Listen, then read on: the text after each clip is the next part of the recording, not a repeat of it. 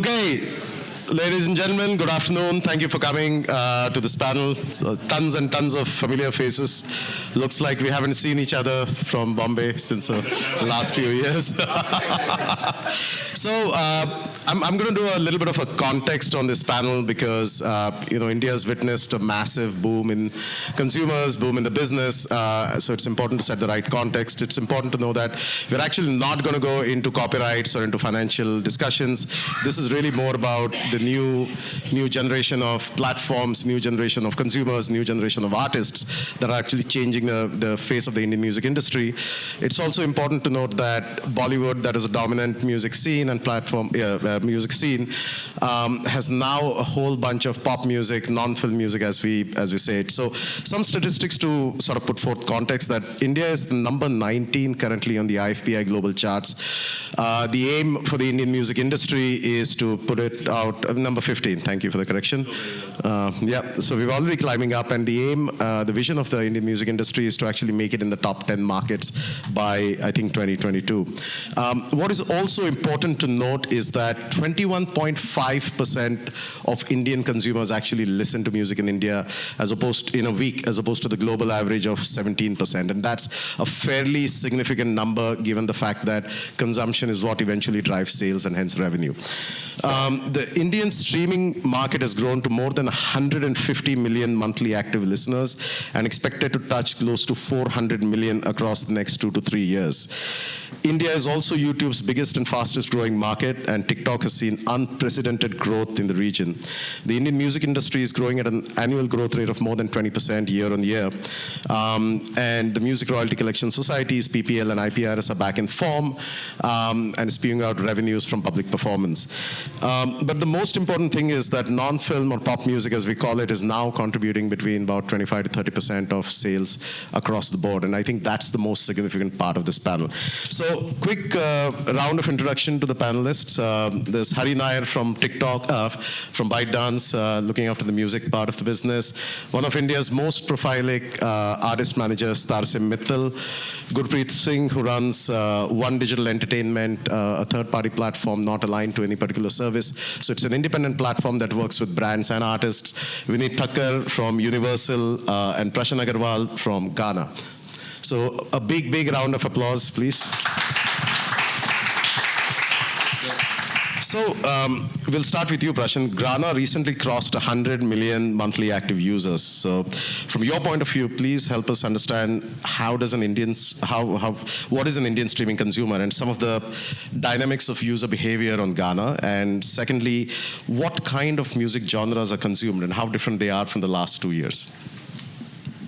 Okay. Thanks, Mandar, for the introduction.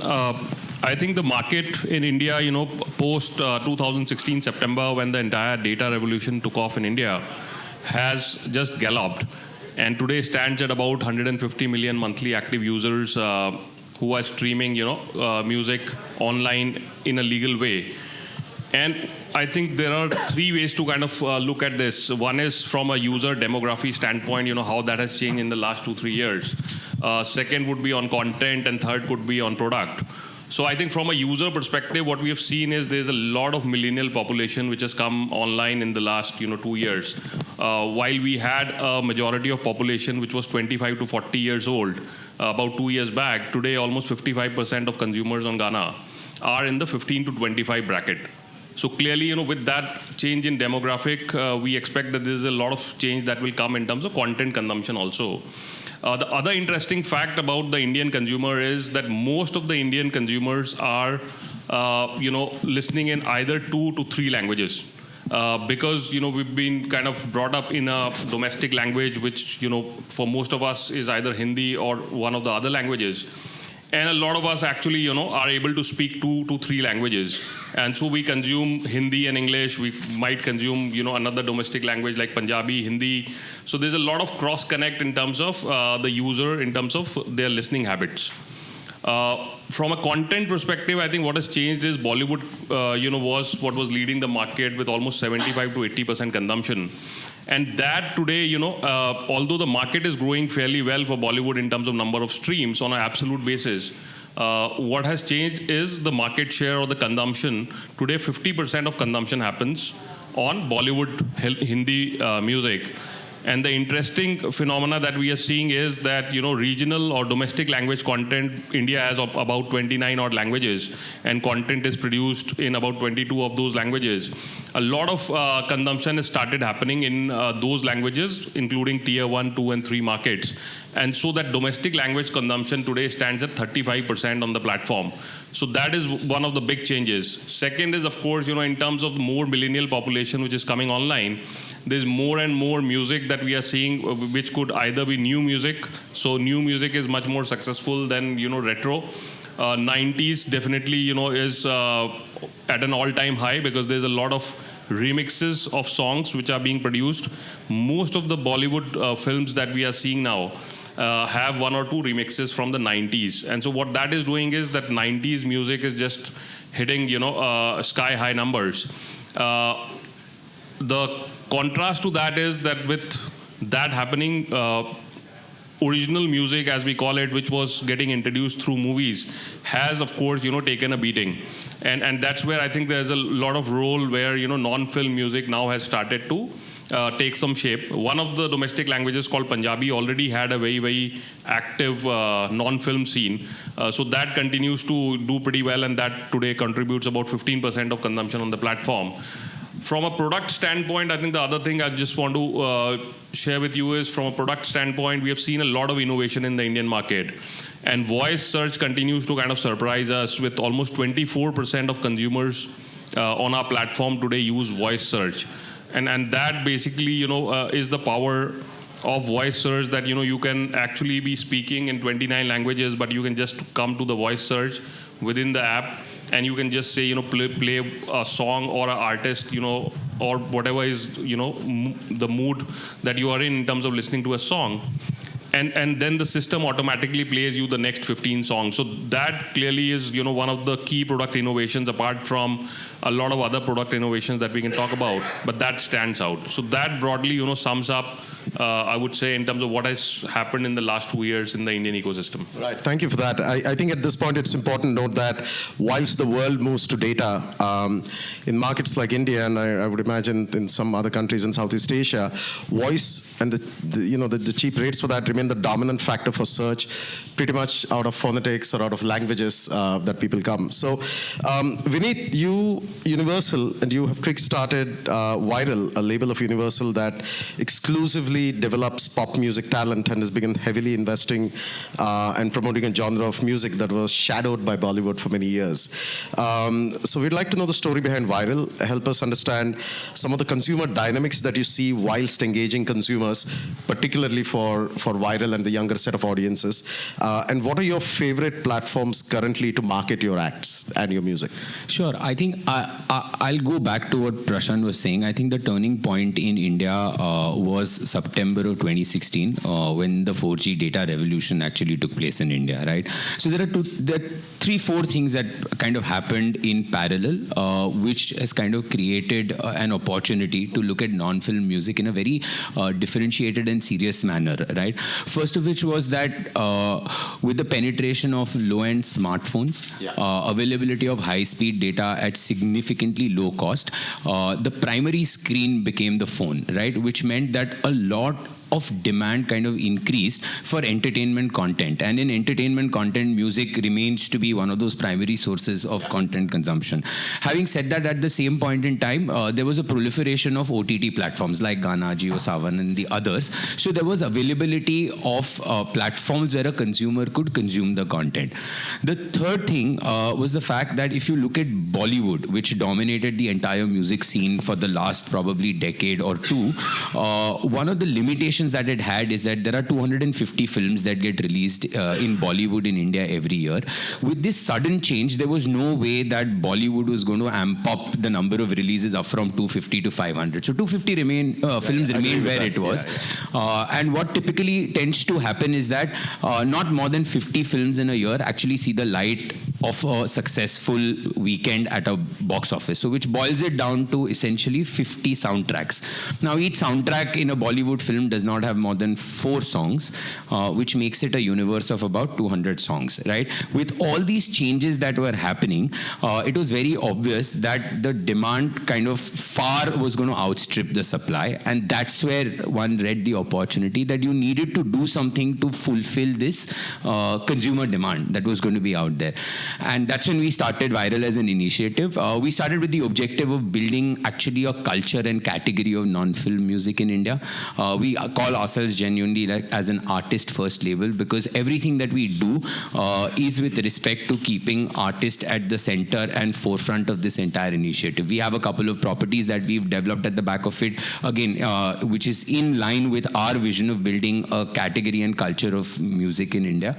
Having said that, I think the way we viewed this is that if non-film music category had to be built in India and the culture had to be developed, you were going to fight the battle with the Bollywood, right? So we looked at it from a complete 360 manner, right from content creation to the way 360 approach that was done around marketing. So significant investments were made across the board, whether it's in content creation, audio visual, or ensuring that the content reaches the right set of audience, the mass audience in India, so that it could kind of facilitate this process of building a culture. Sure. And what are your favorite platforms? So when you say you built up an infrastructure to be able to do that, I mean, what's your go-to, right? I mean, so the way I see it, for music to kind of reach to wide set of masses, it's very difficult to have one or two specific platforms. I think different audiences consume content on different platforms. I think streaming is extremely important. Like he said, that there's a lot of young audience, and today 150 million people in India are consuming content on streaming. Then you have social media platforms, be it whether it's YouTube or there are services like TikTok, right? Where there is another different set of audience that is kind of sitting out there. Radio in India reaches about 850 to 900 million people. Again, an important medium to reach out. There are still people in India that watch television. So I don't think there is one specific or particular platform that you can look at. If you want the content, the artist and content to reach to a wider set of audiences, then I think you have to look at it from a 360 perspective. Great. Now, since there are 2 platforms sitting here, that was a wonderful answer. Thank you, Vinny. All right. So, Hari, speaking of platforms, TikTok has emerged as a very strong platform. So that's some amazing wonders in India. The usage of TikTok has pretty much proliferated the market. It's almost like your second go-to thing, right? Could you advise us a bit on the user dynamics and what makes TikTok's user engagement so sticky that the music business now finds TikTok as an indispensable tool? Also, please highlight for us how TikTok is creating value for the music community. And I don't just mean the business, but for breakout artists, breakout music, stuff like that. Yeah. So TikTok is a short video creation platform. Any user can create videos under 60 seconds and share it with their friends or colleagues or families. I think that's gone viral in any country TikTok has launched. So if you see right now, there are many users using the platform to express their creativity, be it any skill, be it combining with the music, be it combining it with a comedy clip. So I think that virality has reached the real India. Right now, as we speak, we have about 200 million users in India, about 120 monthly actives. So that's actually reached to tier 2, tier 3 kind of cities. Last example of a song that got really hit was Radhe Radhe from Zee Music, Dream Girl film.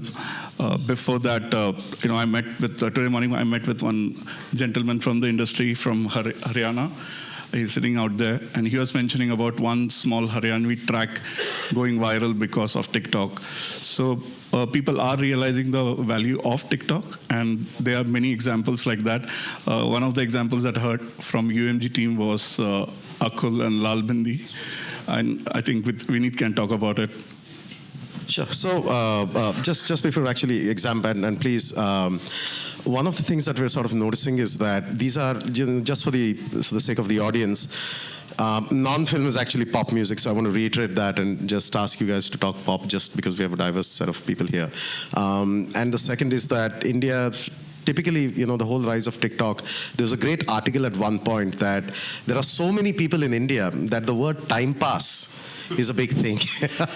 There's a lot of unemployment. So the ability to pass a lot of time when especially you have bandwidth that is so cheap that it's free and you have a handset that's sub $20 basically means that you really don't need friends. And that's been a very significant contributor, I think, a lot to the platforms, right? So, yeah Vineet, you want to... No, I think to add to what you were saying, we had an amazing experience of the power of a platform which kind of can unlock and take the content and an artist to a very wide set of audiences. One of our artists, where we kind of did a debut track with him in April last year, we promoted it 360 across all platforms. As a debut artist, it met with reasonably good success. Nothing much came out of it, actually. But I believe that it's a stepping stone for an artist. Somewhere in December, when we released his second track, and all our efforts and resources were deployed to kind of market that track to a wider set of audiences, we suddenly saw a big surge that kind of took place in his debut track, which was the April release, right? And we figured there was actually a very unfortunate incident that happened that kind of led to it. One of the creators who had made a TikTok of this, he kind of met with an accident somewhere, and but this was the last TikTok clip that he had put up. This track just took off from there. It saw a different life on its own, and we saw the impact of it across all platforms. I think the sampling done on one particular platform resulted in impact. We saw its impact on audio streaming platforms. We saw its impact on YouTube as a platform. We saw its impact even on radio spins and how it kind of moved in there. Sure, yeah, and we'll come to impact in some of our next set of questions, just in terms of how much of this impact translates into live touring revenue. But Gurpreet, One Digital, your company engages artists, creators, influencers, and brands to put together one of the first few third-party platforms that actually exist. So can you share with us where you see brands standing vis-a-vis supporting new talent, and number two, changes that you see from a non-label perspective? I mean, what Vineet has been talking about is really from a large global major labels perspective, and Prashant's been talking from a large major streaming platform perspective, and likewise with Hari. But from a non-sort of aligned perspective as an independent platform, where do you see brands and vis-a-vis new talent? Let me go a little back. When we started before I started One Digital in 2012, I was heading the digital business for MTV at that time. And we had a lot of friends in the music industry who were reaching out to us to play their songs on the TV channel. But unfortunately at that time, none of these stories were there at that time. So MTV didn't have a block to play non-independent music, non-Bollywood music, because labels were not creating a lot of non-Bollywood music because they were not playing it. Yeah, all these labels, yeah. So it was a very catch-22 situation where in the end artists were suffering, musicians were suffering, and everyone was waiting for someone to break through and build up the independent music scene. And honestly, me sitting on MTV was very embarrassing for me personally, because a lot of friends were hoping that their friend would join a major TV channel, and now their music will finally be on TV, on air. I think that's the time where this idea came up, and we said, you know what, YouTube is booming, the platform is growing, and is there a possibility to just bypass TV channels, bypass radio stations, and just put the music out, just launch YouTube channels of the artists independently. And but again, in the end, we're in this business, right? So we need returns of the investments we made, all the time being spent by the artists. So the only, I think, the revenue opportunity we came up with was reaching out to brands. Right. Artists at a very early stage, building a subscriber base for them, reach out to brands, get those monies invested back into their music videos.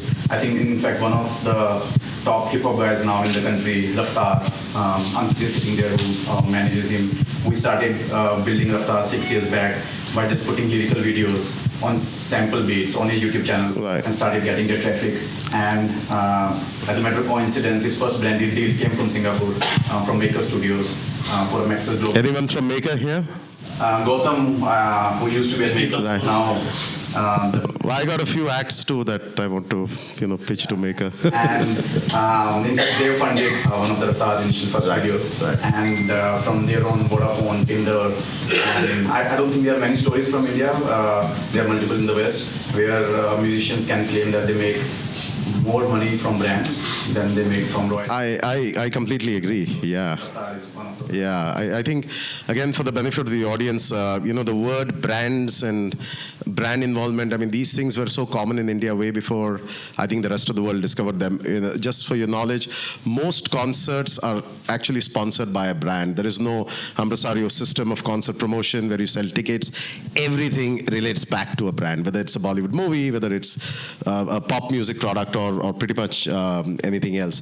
Tarsim, when it comes to monetization of all of this through the biggest source of income for artists, which is live music, does all this brand story actually play out in terms of new gigs? And number two, if there is, like how our friends have shared about this many million streams and successes of all these artists, are these artists actually being able to command a sizable fee in the market?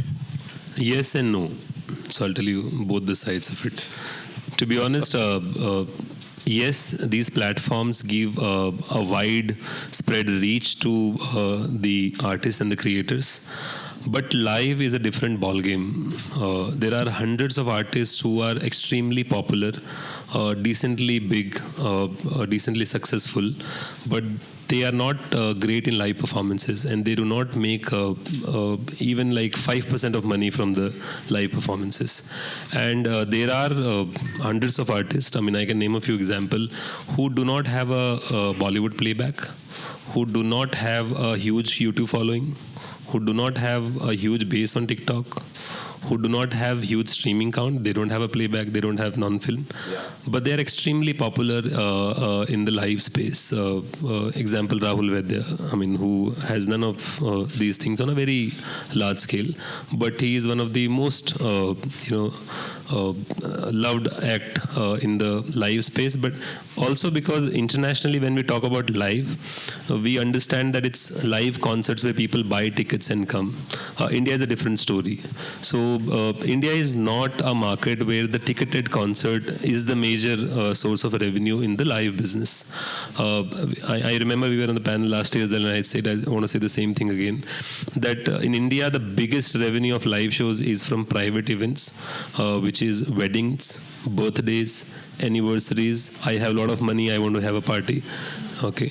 And there's absolutely nothing wrong with it, because Beyonce and Coldplay and Rihanna and everyone, dances to a wedding in India. But. Yes, and second is the corporate gigs. So Indians relate to music a lot. So I mean, if there is a conference, there is an artist performing. There's a dealer meet, there's an artist performing. There's a product launch, there's an artist performing. A corporate does a lot of scheme things. So a liquor brand in India does not have permissions to promote their brand directly. So every liquor brand has a surrogate brand. So they would do a lot of schemes whereby you buy a bottle and you get a pass free and those kind of things as well. So there is a lot of link. Coming back to the point, there are a lot of artists who are also fitting in this zone. Like example, Darshan Rawal. Darshan Rawal is an artist who has become famous out of all of these. So he has decent following on YouTube. He's doing his non-film song. His stream count has increased. YouTube views has increased. His live revenue has also increased because of that. So there are stories in all fronts. But if we have to say that all of this will definitely have an impact, the answer is no. No, fair enough. But I appreciate that. When it comes to international music, typically India has always been a market that had not a massive share of international music, and pretty much in the physical era, it's kind of for legacy over the last 2 to 3 decades was roughly around 4.5 to 5%. And when we say international music, it doesn't actually mean Australian or British or European. It just means everything pretty much non-Indian. Today, I think in the streaming world, that count has significantly gone up because of accessibility, and number two, because of a lot of repertoire that's actually made available on services. So, Vineet, at Universal, will you help us with some statistics on how international music does in India? Is there a significant uptake of market share, growth of international music over the last 2 years, particularly when the streaming story is kind of played out? Stats across platforms for us basically show about 16 to an 18% market share. Now, I don't know whether that's right or wrong, but is that something that you see growing, over the next couple of years as the 150 million people go to 400 million people? So a couple of things. I think to begin with, it's important to understand that 10% of Indian population actually speak or read in English. Right? That makes the universe of about 130 million people who are in that category, who are familiar with the language English, and hence they are your audience who could be looking at it. What we've seen over a period of time, I think since the time the audio streaming services have come, we've seen a growth in the number of streams. Again, I think a lot of factors have played a big role in making this happen. One is social media. There is a lot of awareness today with the democratization because of internet, and your phone becoming a primary source of medium. Today, an Indian audience is probably as connected as an Western audience, right? So news does not take time to travel anywhere in the world. So if a song is dropped in the US, it's dropped on the same day. In India, so you have the same day and date release, and hence the audiences kind of who are following that genre of music kind of lap it up. The other bit is that because there has been tremendous traction again with the services and the streamscape growing, there are a lot of international artists who have started looking India in a very serious form and manner. So you see a lot of international artists traveling into India, and one of the things that we've always seen that once an artist travels and does live shows in a particular territory, whether it's local artist or an international artist coming to India, you suddenly have a surge in the consumption of their content because it's open topicality. Yeah, absolutely right. The third bit is that today us as labels also are doing a lot of interesting stuff in order to kind of contextualize as well as localize that content for a wider set of audiences. Just to give you an example, I mean, recently we worked with one of the creators, a very famous guy called Aves Darbar. I don't know if people have heard about him here, but he did an amazing dance cover for one of our new releases, Señorita, which is Shawn Mendes and Camila Cabello, right? So again, now this kind of use of creators opens this track up to a far wider set of audience, an audience which is used to consuming local language content, right? We've also seen that they say that music is language agnostic, and which is why, when songs like whether Gangnam Style or Despacito, they've traveled to all parts of the world, including India, and there is a massive fan following for all of this. So the way I see it, that there are a lot of factors that have actually contributed to this entire process. Sure. Thanks. Prashant, Ghana is active across international music. Can you tell us what genres are most suitable in India from an international music perspective, Anglo-American repertoire?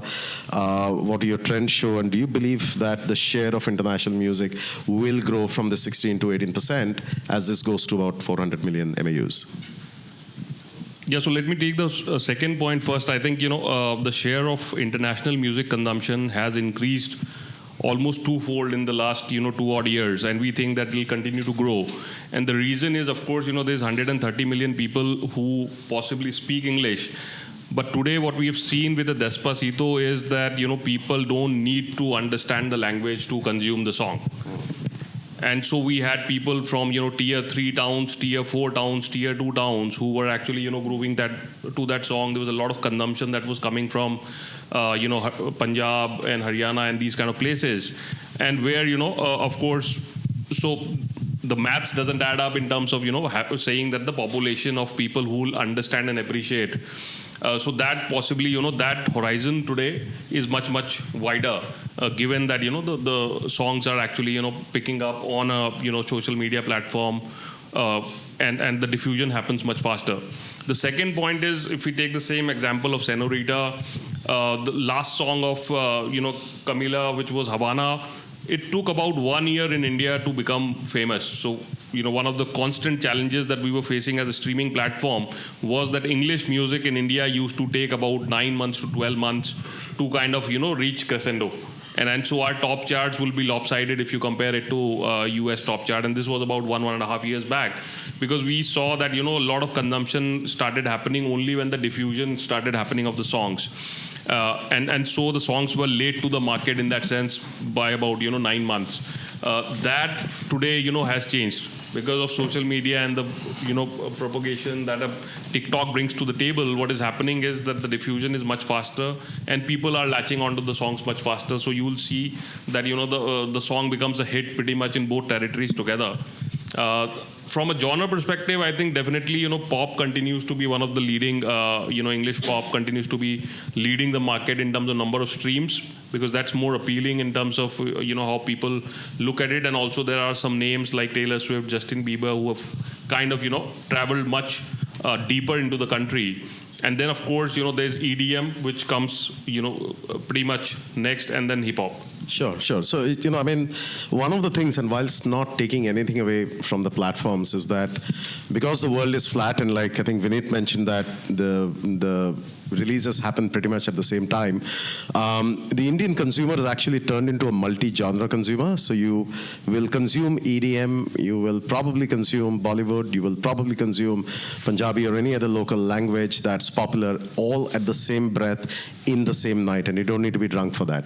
And I think that's a very significant set of differences from the time that I think some of us grew up, that you would end up listening to one genre of music and then your ear would be accustomed to a whole bunch of things. So Hari, what's the share of international music on TikTok, and do you think TikTok has significantly in any way contributed to this rising share of international in India? And give us a few stories of success of known and perhaps more importantly unknown acts that have fired up popularity due to TikTok. Mandar, as you know, earlier we all used to love international songs. That was defined to only tier 1 cities probably. But what TikTok has done as a platform is it has gone into the tier 2, tier 3. While I was browsing TikTok one day, I saw an Indian village woman singing "Girls Like You" and being happy about it. So it's like it's gone way deeper into the system, and that song "Girls Like You" has done about 433 million views. 433 million, yeah, fantastic. only in India. Wow. Okay. And people doing creations around it. The second song, "Senorita," recent one, again 330 million views. It's just gone deeper and deeper. The international act, as we all know, Nas has got a signing with Columbia Records right now. So that's an international act for you. Yeah, Sorry, I just want to add. I think it's a combination of social media platforms as well as I think the audio OTT platforms, which has allowed a consumer outside of the tier 1, tier 2 city to have easy access to all this content. It's no longer difficult to find where to listen to. And there is a lot of interesting curation which I believe happens across platforms, which helps people to kind of discover this. Right. So one more thing is probably people love to express that they can sing an international song.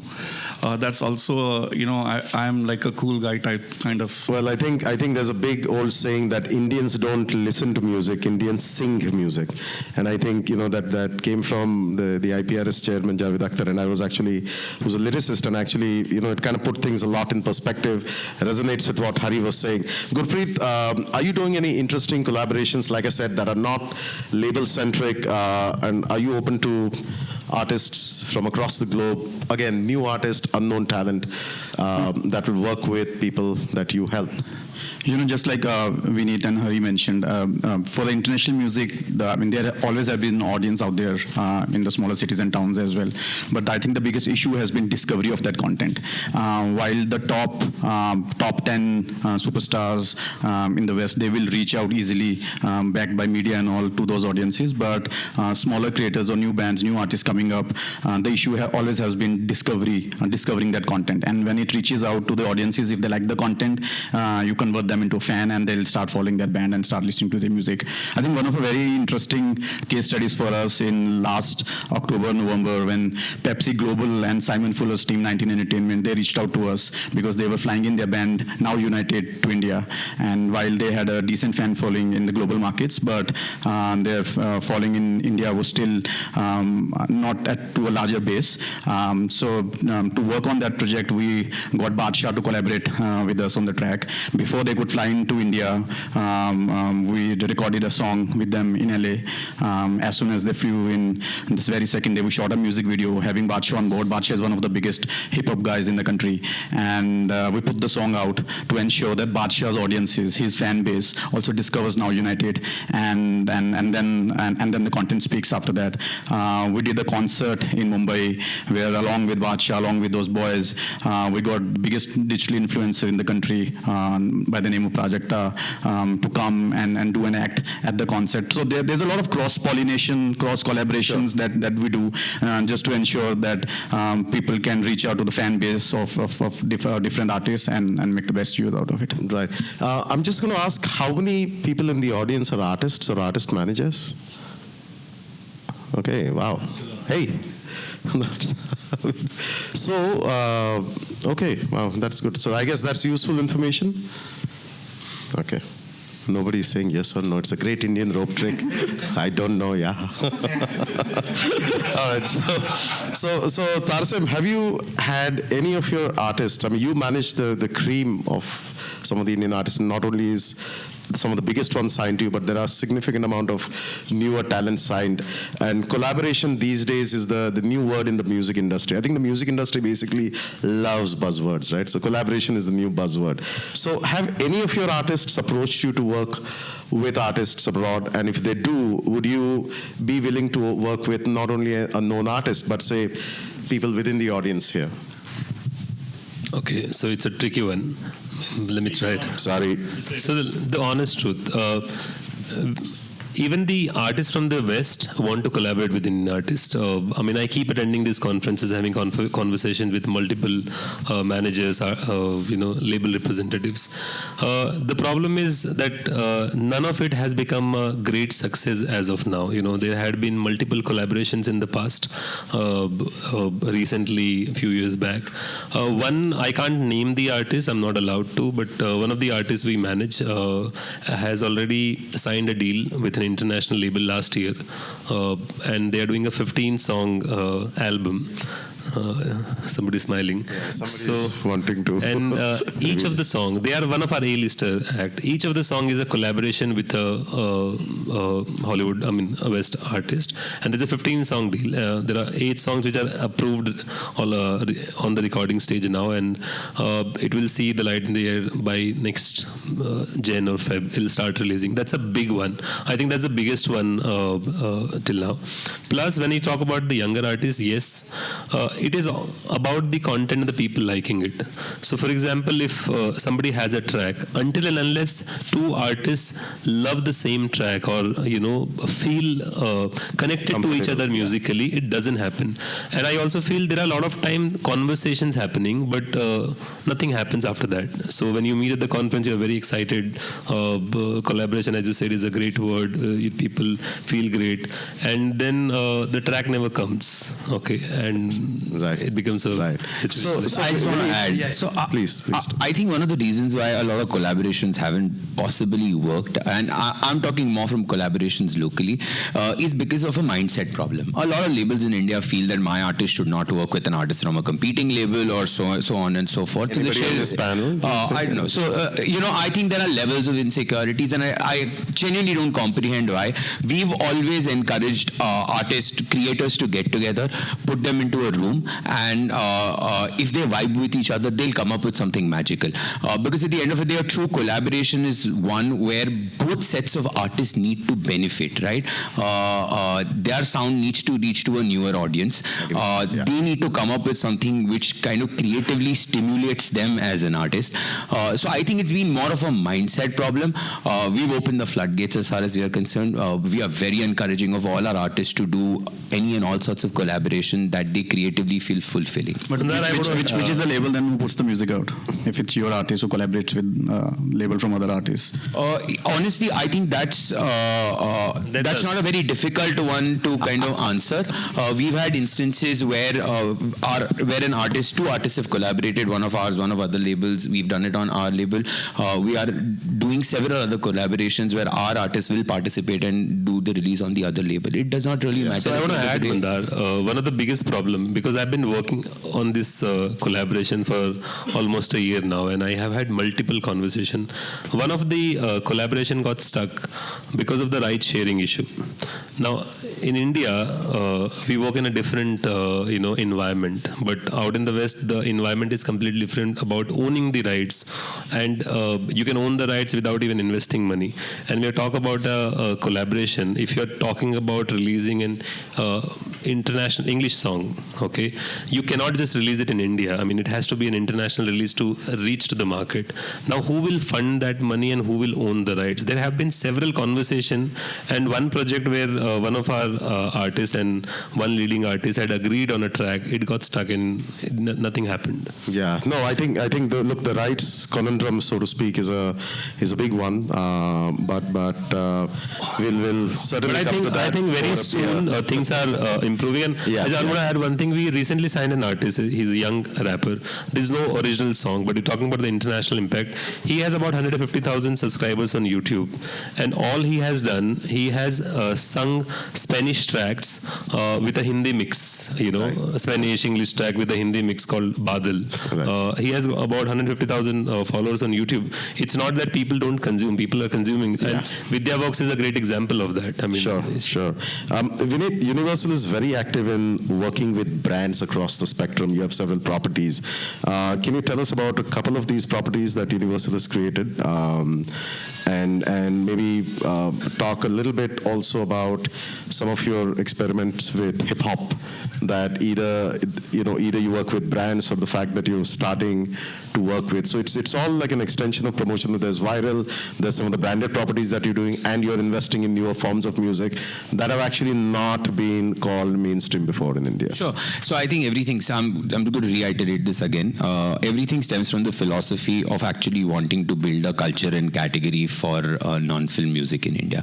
I think music and brands have worked very closely over the last probably 2 decades, and like you rightfully said, in India, the association between brands and music is probably far older than what it was everywhere else in the world. Brands look at associating with artists and content in 2 different ways, I think, broadly. Either it's tactical in nature or it is of a strategic objective that a brand has, depending on kind of what objective they define. We've had instances where we work like brands like Vodafone, HDFC Life Insurance, where all they wanted to do was to create a piece of content along with an artist and use that piece of content and artist to deliver the brand message out to the audience. Short-term in nature, creation of a song, promoting, marketing, and reaching out the message to the audience. We currently are in a brand partnership with one of the alcohol brands in India, and we've created a strategic platform. It's called the Sterling Reserve Music Project. The objective of the platform is that there are a lot of independent artists who are not necessarily mainstream in nature, but they don't have a platform that can give them the ability to kind of create content, create audiovisual, put in a little bit of marketing effort so that they could kind of sample their content to a wide set of audiences. That's what the Sterling Reserve Music Project. So it's completely language agnostic.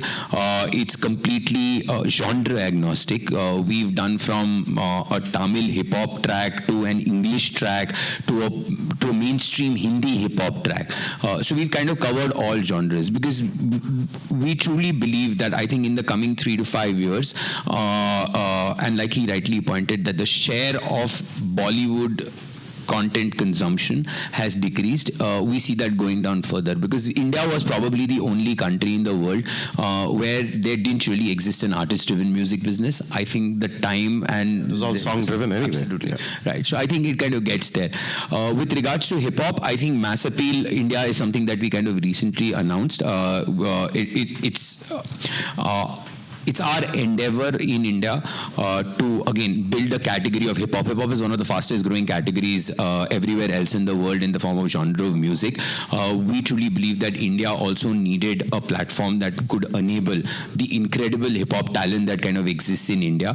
So Nas Jones, who kind of co-owns Mass Appeal, we created a JV with them in India called Mass Appeal India. It's a label. We just signed Divine. We launched our first single about a couple of months back. So just to sort of stop you for a minute, Divine is actually a prophilic Indian rapper. He's probably one of the first few in his genre. So the name Divine and hip hop for India in such an early stage is fairly synonymous with each other. Correct, absolutely. So starting with Divine, again, our endeavor is going to be to kind of give opportunity to a lot of young, dynamic talent and allow them to express their form of music, which is hip hop, out to a wider set of audiences. Great. Prashant, Ghana lately has been, in this whole rise of pop music and things like that, Ghana has been pretty active working with artists directly, working with talent. Give us a couple of examples and as to why do you do it, and also how does every single time, and I'm going to charge you some money for this because lots of people basically ask me how do I reach them. So anybody, Ghana is here, right? You want to put it on, just put the damn thing. So how does an independent artist get to work with Ghana directly, right? I mean, you guys have a phenomenal story. You're running you're working with artists directly. You have 100 million monthly active users. But what about the independent community? How can they work with you? And is there an artists program that Ghana actually runs, like a Ghana for Artists or something like that? So see, from a non-film music perspective, we started something called Ghana Originals. This is about 3 years back, where the idea was to promote non-film music, given that there was no other platform focus in terms of promoting non-film music in the market. Yeah. And of course, Viral has done a great job in terms of in the last 2 years. I think one of the key labels which has focused in this market and has taken this. Are you guys story. buying beers for each other? Yeah, absolutely. We'll do that.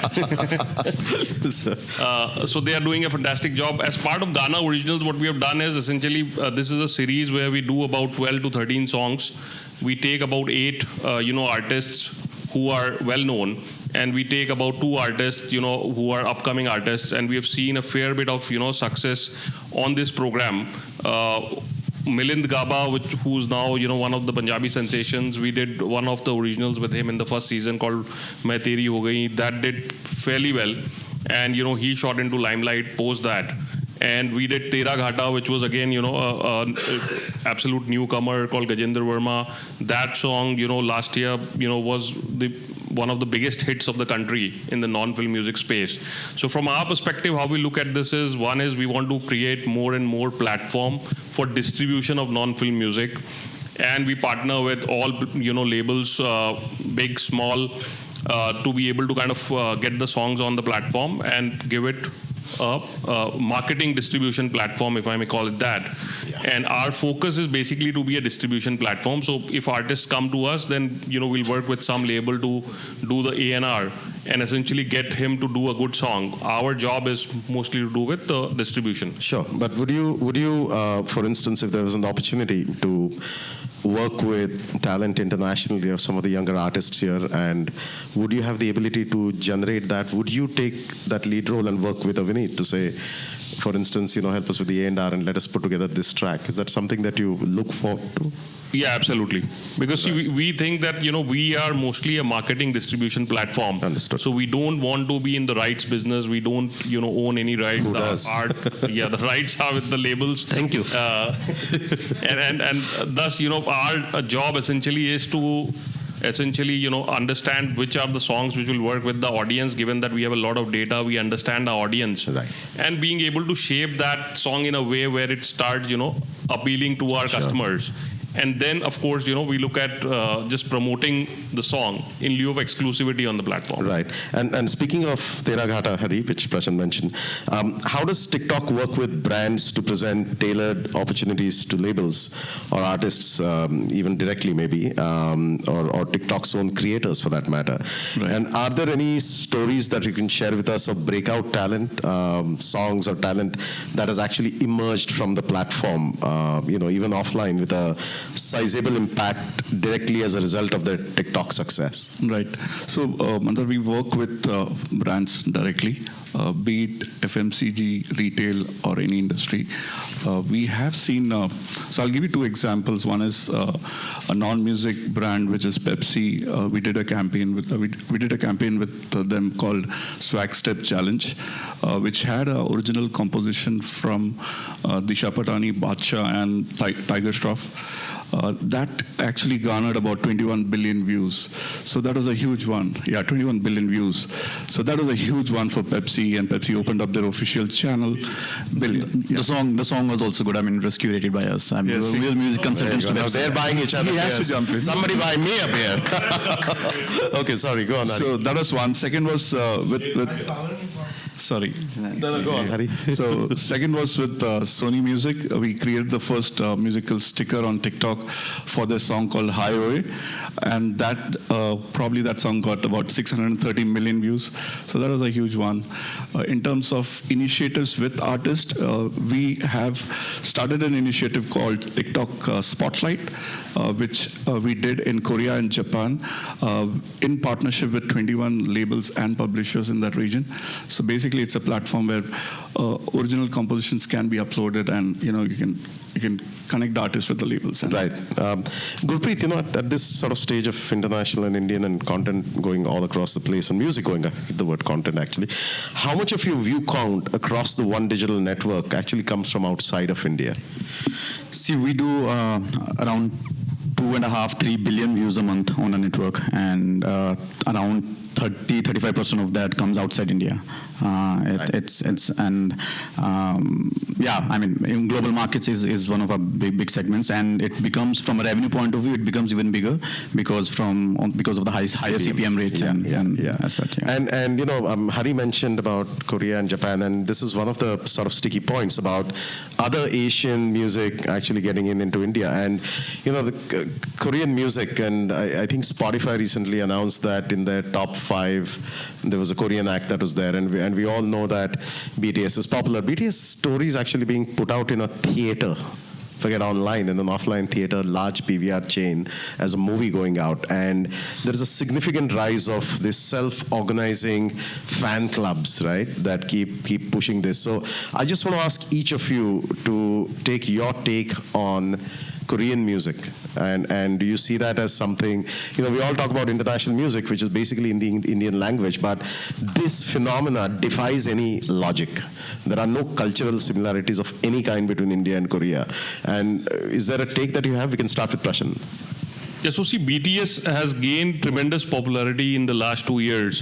One of the things that we think, has propelled that is there's a lot of Korean immigrants who are working in the metropolitan cities, companies like Samsung, Hyundai, and their kids actually are going to the same schools.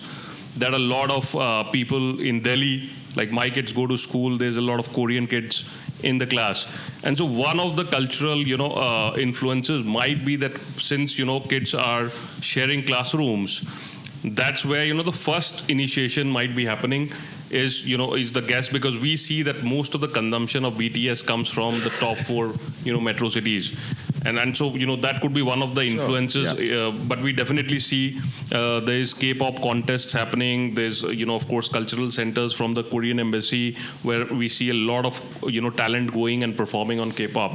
So, but that's more limited knowledge in terms of how it's shaping up in the Delhi market. Right, but that's actually seemingly fairly different from so much of social media, so much of marketing, and then here's this kind of backroom approach right from that young age when you capture kids. So Vineet, your take on this?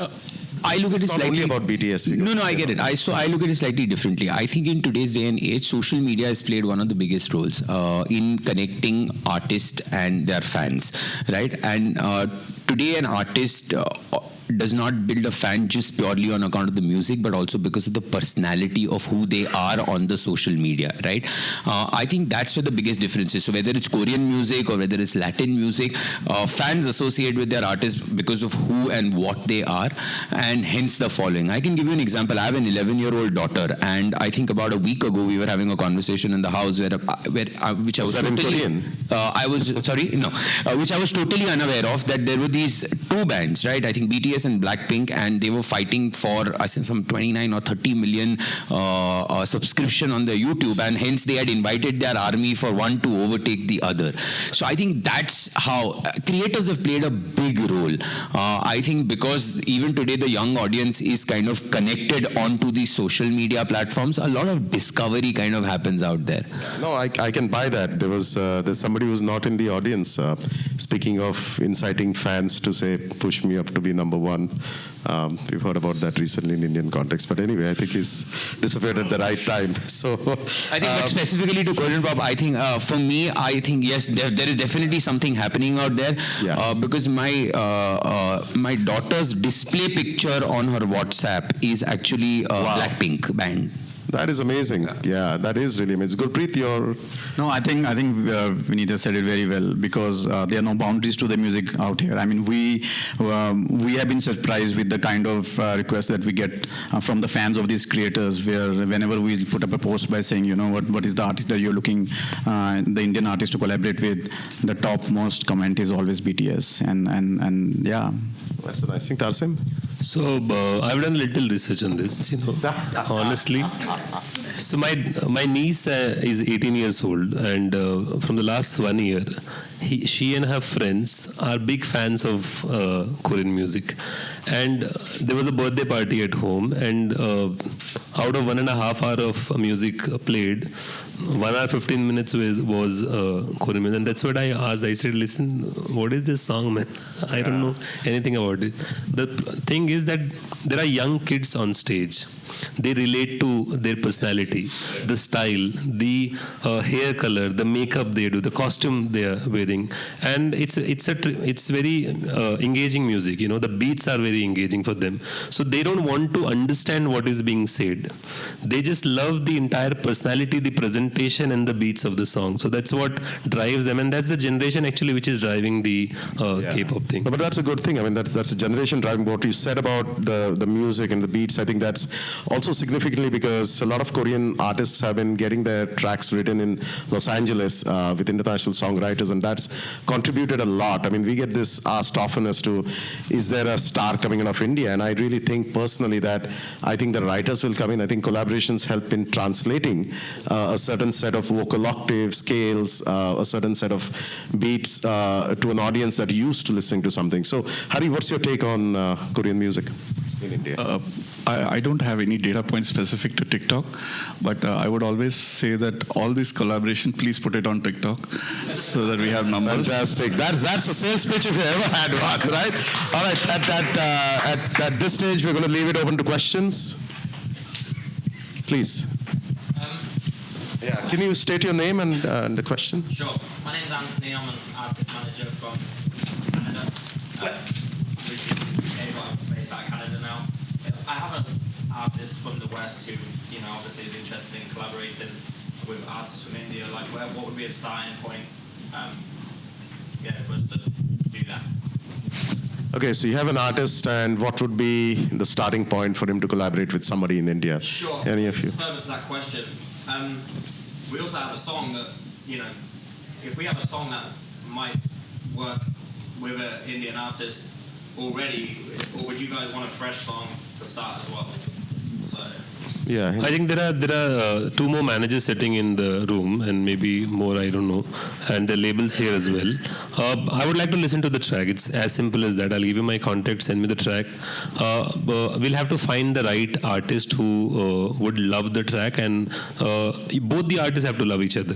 It might happen that I suggest you an artist and he loves the track, but the artist says that, listen, this is not somebody I'm connecting with. So I think we'll have to start working on that process immediately for me.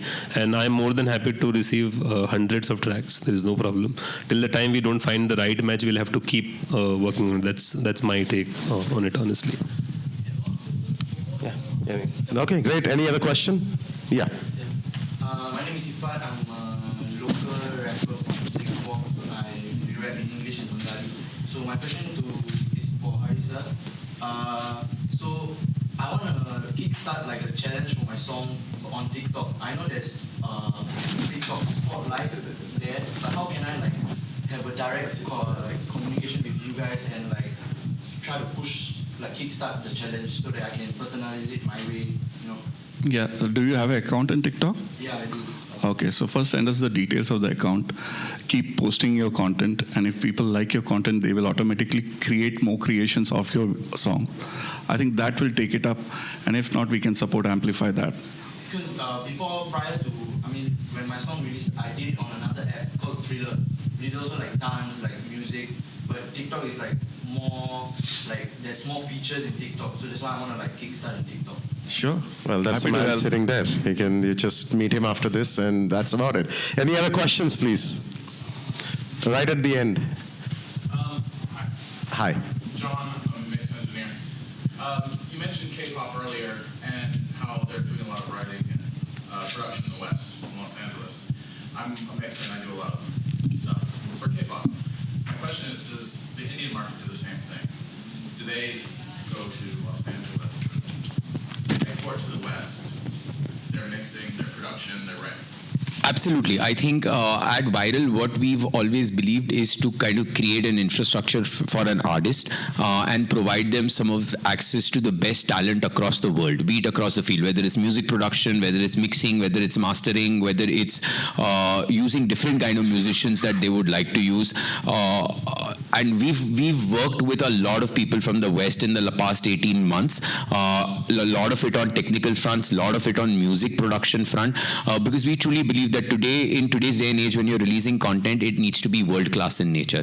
It cannot be a piece of content that's restrictive to what an audience in a particular country will listen to, because we, with 1.3 billion people today, are one of the most exciting markets for everybody across the world. So yes, absolutely. And I want to add to the information.